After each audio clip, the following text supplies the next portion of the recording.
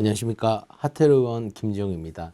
이번 시간에 말씀드릴 내용은 허리 치료를 받아도 허리가 계속 아프다면에 관련된 주제로 말씀을 드리겠습니다. 대부분의 환자분들이 이제 허리 통증에 대해서는 사실 정형외과적인 문제나 신경외과적인 문제를 생각을 많이 하시는데요. 이게 정맥 부전으로 인해서 허리 통증이 생길 수 있을까에 대한 근원적인 문제를 물어보시는 분들이 굉장히 많습니다. 허리 통증의 정맥 부전이 원인이 되는 경우는 다양한 기전이 있습니다. 대부분 정형외과 의원에서 진단하는 질환들은 이렇게 정리가 될 수 있을 것 같아요. 다리나 허리, 엉치 통증에 대해서는 척추협착증이나 추간판 탈출증, 좌골신경통, 이상근 증후 같은 얘기들을 많이 들어보셨을 텐데요.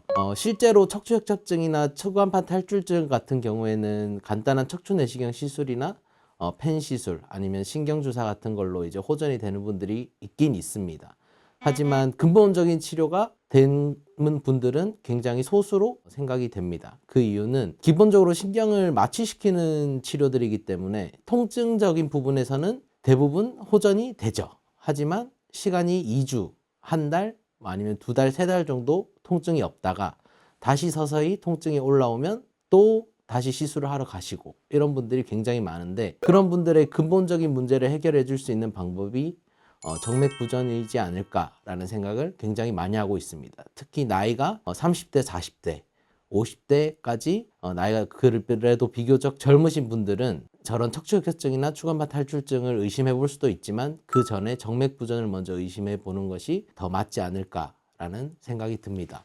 왜냐하면 척추협착증이나 추간판 탈출증 같은 경우에는 결국 퇴행성 질환이기 때문에 그건 나이가 들면서 누구에게나 생길 수 있는 질환들이지만 정맥 부전은 나이 불문 어느 나이에서든 다 문제를 일으킬 수 있고, 이 정맥 부전으로 인한 허리 통증이 굉장히 흔하다라고 생각을 하실 수 있을 것 같아요. 그래서 이 척추에 대한 정맥의 혈류 방향을 보면 하대정맥으로 기본적으로 다 들어가는 혈류 방향을 지니고 있어야 합니다.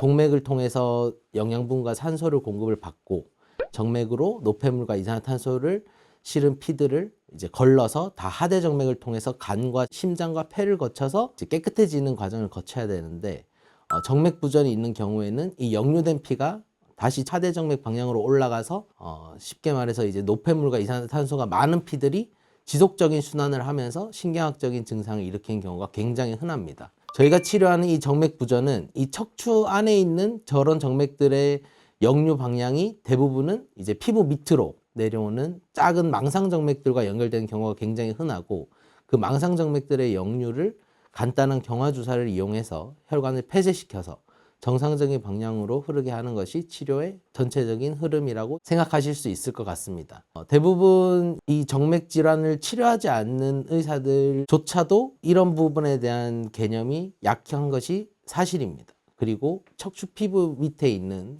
그런 망상 정맥들의 역류가 척추 질환의 원인이 될 수 있다는 것에 대해서도 대부분의 의사들이 사실 모르고 있는 부분이 많습니다. 하지만 병원을 여러 군데 수년 동안 고생하신 분들이 정말 작은 정맥 역류 하나 치료받고 무증상이 싹 좋아지는 분들이 너무너무 많기 때문에 주사는 굉장히 간단하고 혈관을 막는 방법이 유일한 치료 방법이라고 생각하시면 됩니다. 수년 동안 여러 정형외과나 신경외과 아니면 마취통증의학과에서 통증 주사나 통증 치료만 받으신 분들이 만성적인 통증이 계속 있으시다면 한 번쯤은 이 척추 정맥에 의한 정맥 부전에 의한 증상이 아닐까를 의심해 보시고 진료를 받아보시는 것이 좋을 것으로 생각됩니다. 감사합니다.